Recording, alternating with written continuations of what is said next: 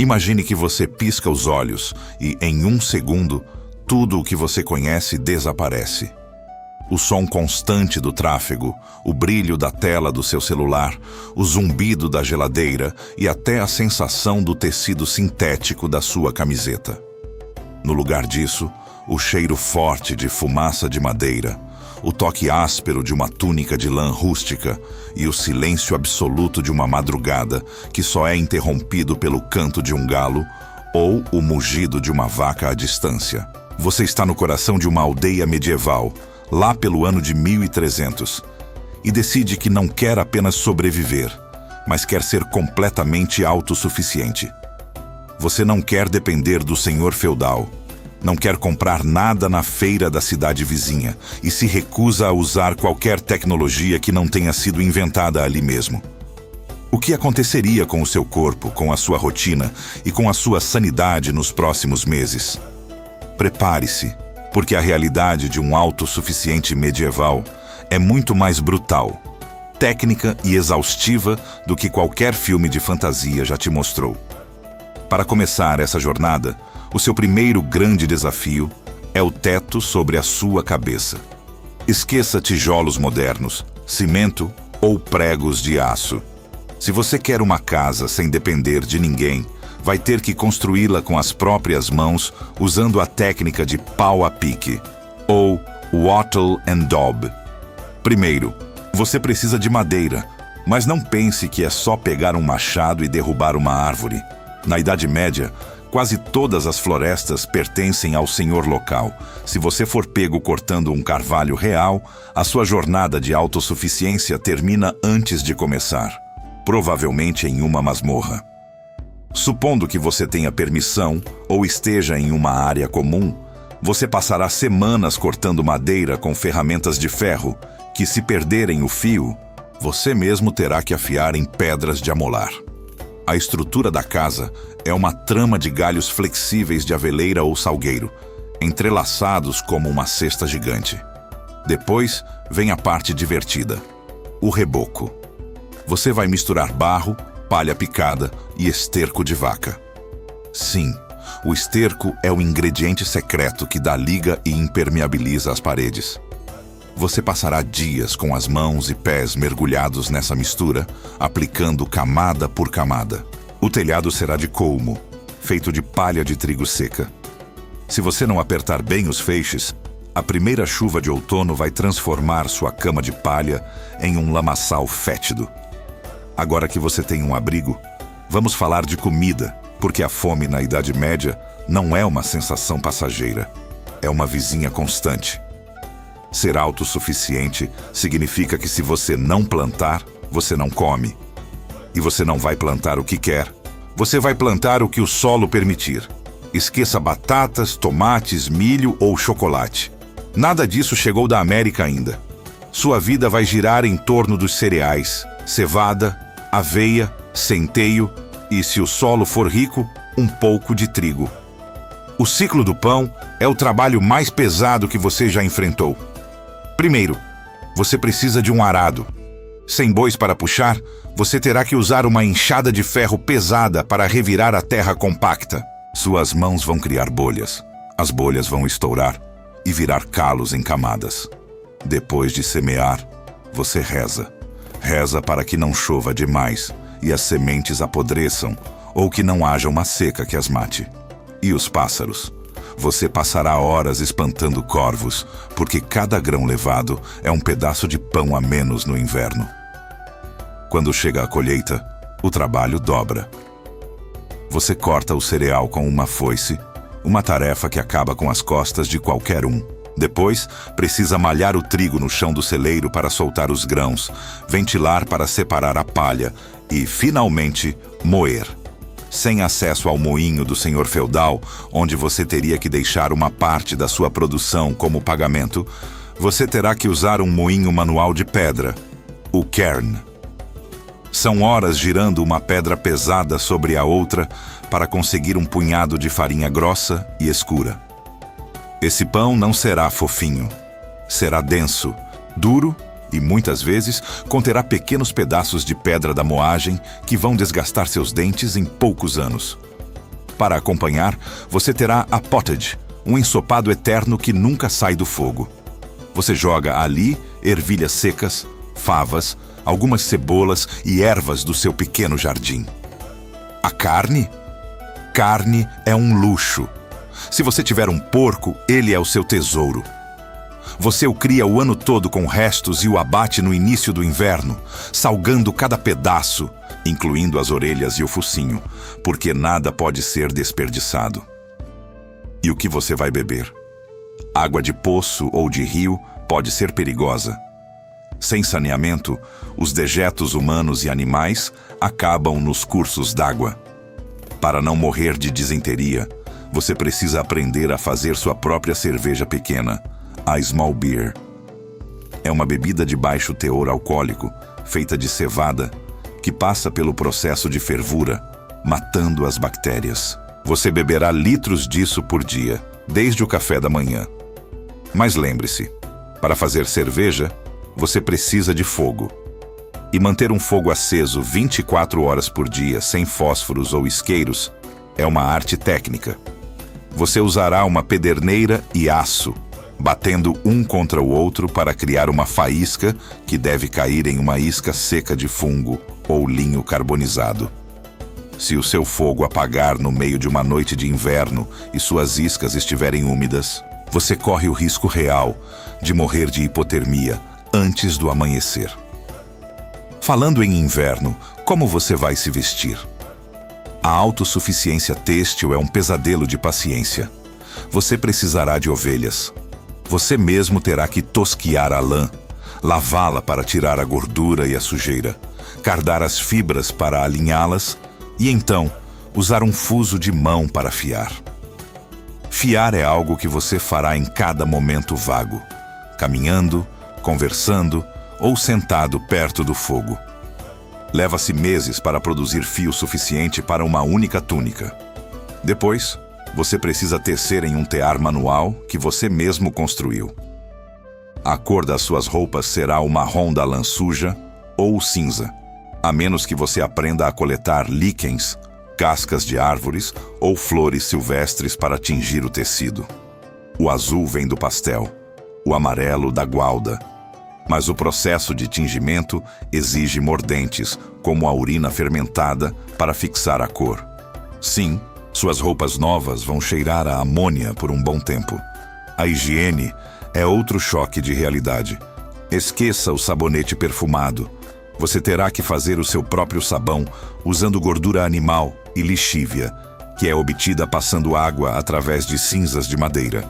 É um produto químico agressivo que limpa a pele, mas também a deixa seca e irritada.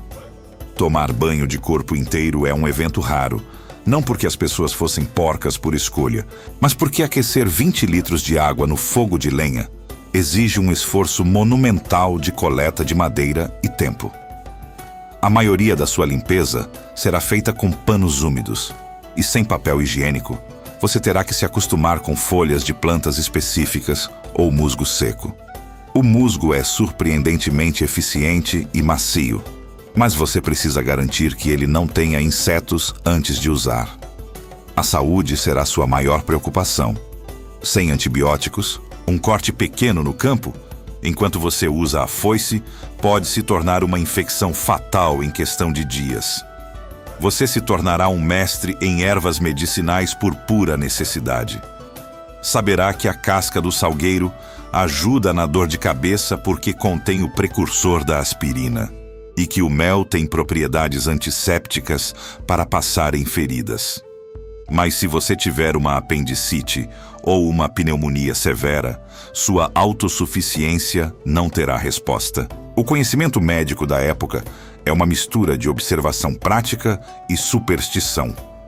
Você pode se ver tentando equilibrar seus humores ou rezando para santos específicos, porque na Idade Média a fronteira entre a ciência, a religião e a magia é quase inexistente.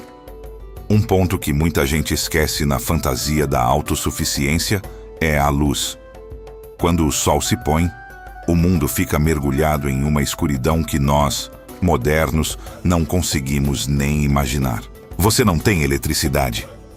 Velas de cera de abelha são caríssimas e exigem que você tenha colmeias e saiba manejar as abelhas sem roupas de proteção modernas.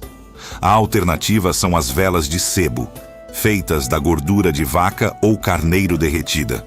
Elas cheiram mal, soltam uma fumaça preta e dão uma luz fraca e trêmula. Sua vida será ditada pelo ritmo do sol. Você vai dormir quando escurecer e acordar com as primeiras luzes, porque tentar trabalhar à noite com uma vela de sebo é pedir para sofrer um acidente ou cometer um erro caro na produção de ferramentas. E as ferramentas? Elas não duram para sempre. Para ser verdadeiramente autossuficiente, você precisaria ser seu próprio ferreiro. Isso significa construir uma forja, foles de couro e obter carvão vegetal. O carvão vegetal não é carvão mineral. Você o faz queimando madeira em um ambiente com pouco oxigênio. Um processo lento que exige vigilância constante por dias.